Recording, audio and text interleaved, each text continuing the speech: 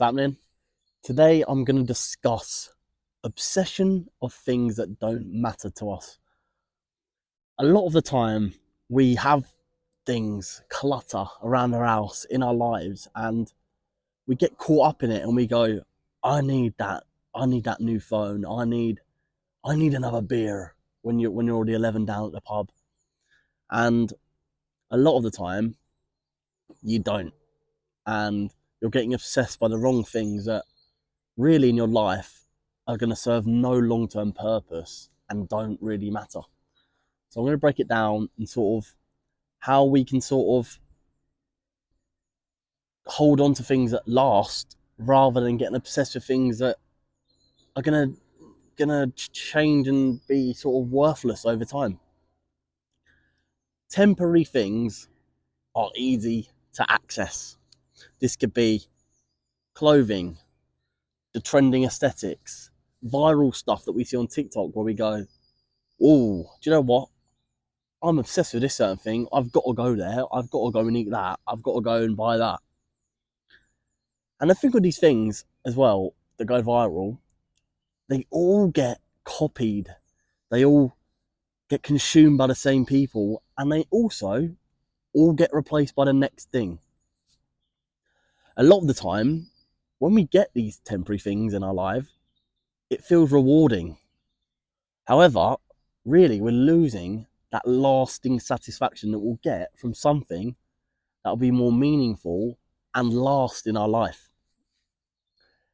There's something called the illusion of value, where just because everything is sort of in front of us and sort of easily accessible, it doesn't mean it holds any sort of true value. We mistake hype for things that are going to be meaningful to us and important. Trends sort of get rid of that excitement and it sort of dies when we sort of would then never get the chance to be obsessed with something that means something to us. The illusion of value, it makes you think that it will make you feel confident and love it when it rarely does. There's also a pressure to perform identity. So in terms of wearing a mask of who you really are, because you're getting obsessed by things that other people are, and you're jumping on it and going, if they are, maybe I have to as well. So we buy things to sort of look a certain way, like, oh, he's got that, and you're sort of looking at the validation for people to say he's got that. And we sort of, a lot of the time in digital media, people are posting that they've got it, and they are going, oh, I've got this brand new viral thing, you haven't, so get it. And it's that psychological thing where you go, do I actually need it? Because they're telling me to, so maybe I should. And a lot of our identity is then being curated to match with these other people's expectations of, you should have that thing right now. We perform to societal expectations rather than expressing who we are, which we discussed yesterday. There's also a social comparison. Like I said just a minute ago, we get the feeling, should I care about this thing? i.e., this new coat is in a limited drop and it's going viral and everyone's going to get it and it'll be limited edition. Should I get it? One side, you're like, everyone wants one, so I'll get one. Or you could think from the other side, it's trendy, it will have good value, it might go up in value, so if I want to sell it, boom, it's a worthwhile purchase. But if we're getting obsessed with something that doesn't matter, then it won't matter. One example for me, so I've got the football shirts and annuals that I get every year. That is something where the new kits come out, it's sort of at a level where I love going. So I don't need them, I want them. However, because I'm building this collection up throughout my whole life, I do need them because I care about it and they will hold value, if not go up. Not that I'm going to sell, but there's the meaningful value. Also for the fact of, I've got every single annual since 2009. And you got to think, imagine if when I have kids, or if I'm just still lagging it out at an old age, I'm gonna have annual from 2009 to like 2080. Hopefully, that is saying I'll get 78, which hopefully I will. But then I'll have like what 80 albums or annuals, just sort of showing, and it's not just the football team; it's my life. So that is something where I buy it for the feeling that I care about.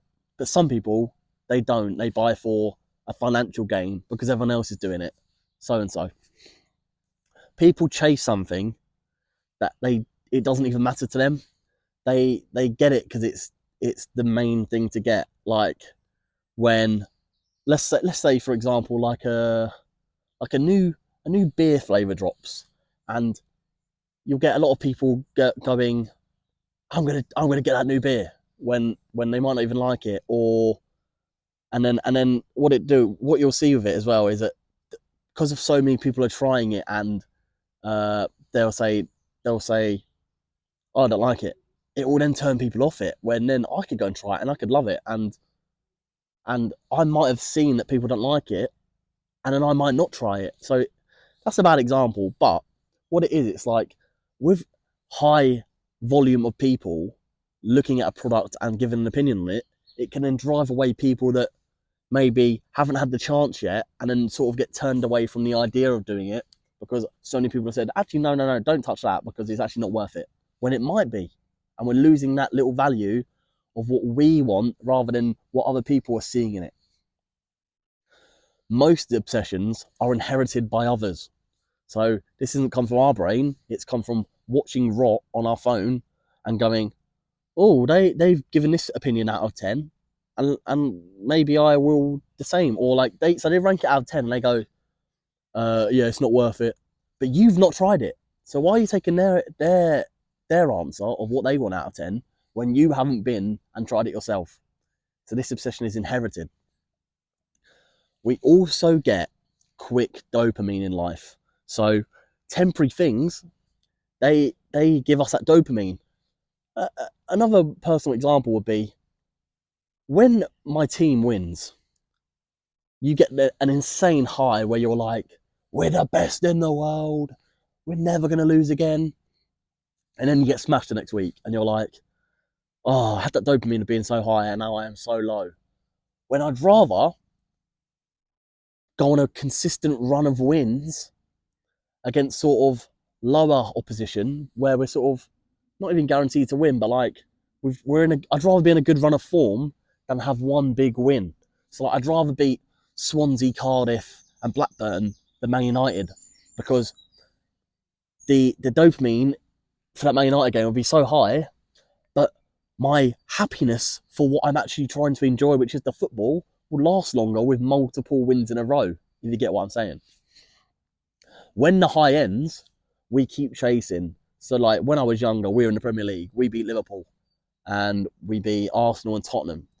And you go, if we can beat them, we can beat anyone. When we can't. That was never our level. We were punching above our weight and we've chased that high and we go, yeah, we can do it when we couldn't. But we have that high, which is what, like I'm saying, if you beat the lower teams, you get that consistent level where you find your level and you go, this is actually where my happiness is going to lie, rather than sort of punching above the weight. Instead of getting this dopamine from little hits of enjoyment, we need to find depth, things that are lasting longer and sort of mold how we want to enjoy things rather than getting obsessed with things that don't matter. There's also the slang term that we've all used a million times, the fear of missing out, FOMO. We're afraid of being left behind or falling behind for people that have got the new thing. They've got the new iPhone. They've got the iPhone 16. I've got the iPhone 12, but I'm still under contract. Some people, the new phone will come out and they'll go, what contract? I'm getting a new phone. But for me, my phone's in good condition. It still works. I don't need to waste money on the new the new edition because mine's fine, and I'm going on my contract because there's no need for me to upgrade. I'm not falling behind because my phone still works. It has the same cameras.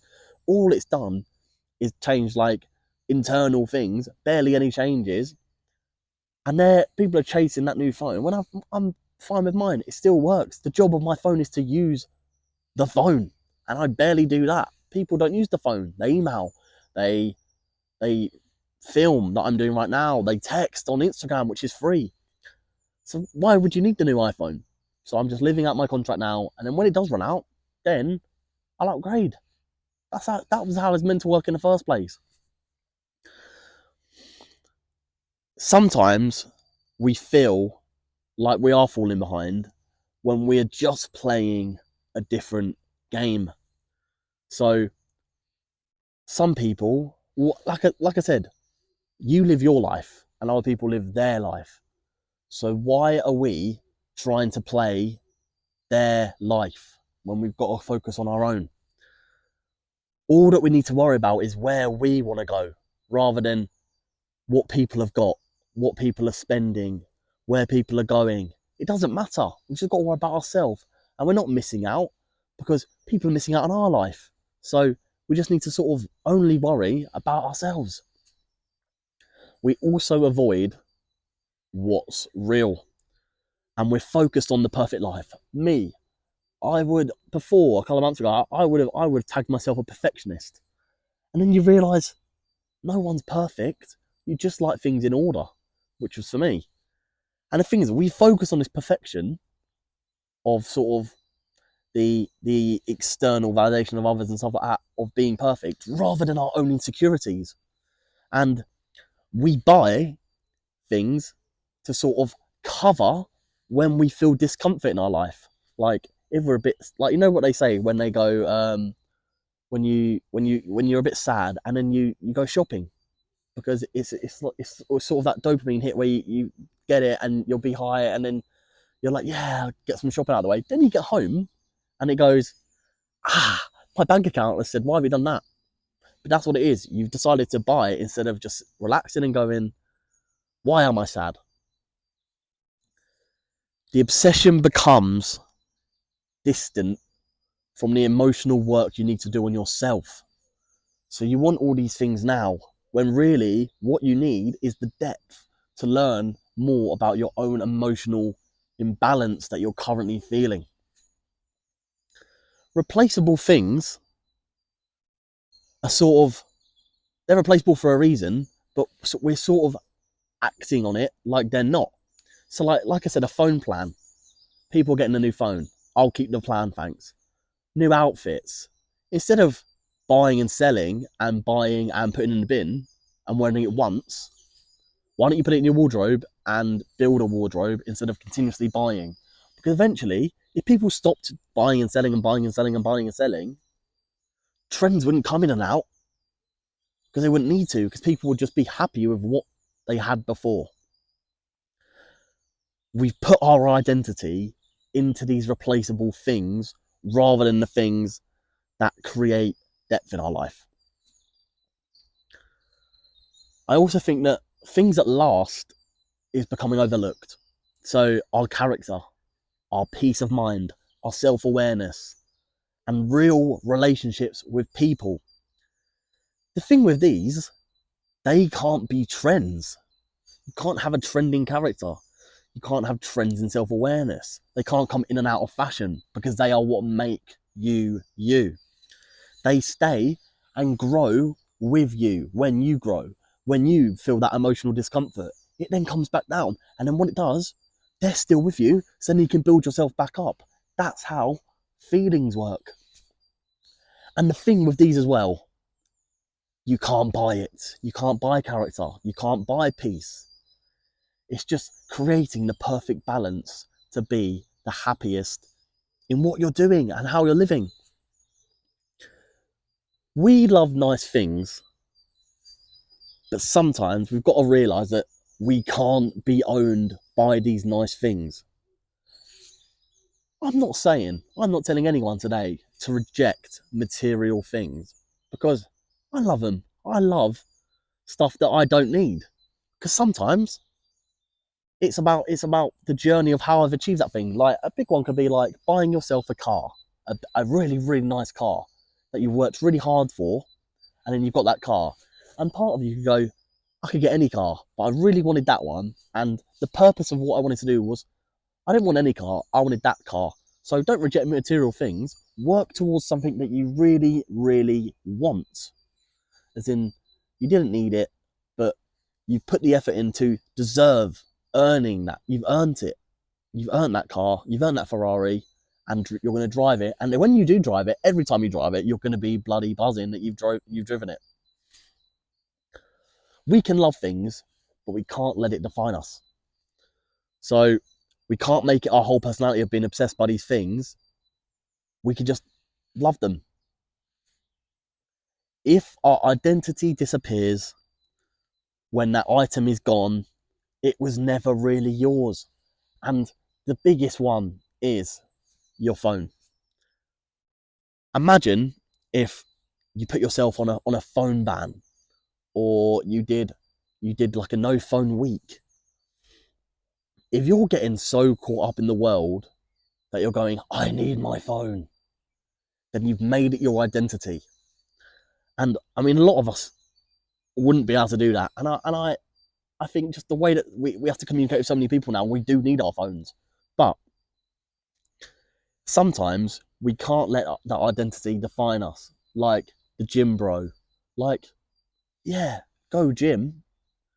But like I said, keep the character how you was before. Your funny, quirky self, where you was obsessed with how you were feeling rather than what you were doing. Like, oh, went to the gym. It doesn't matter. Just do it quietly. So we can't let our identity disappear and get caught up in these silly obsessions and these viral things that are going to go. They're tangible. Our life isn't. Our life is a blank slate of ups and downs and emotional control. And it's all about just keeping the balance and staying happy.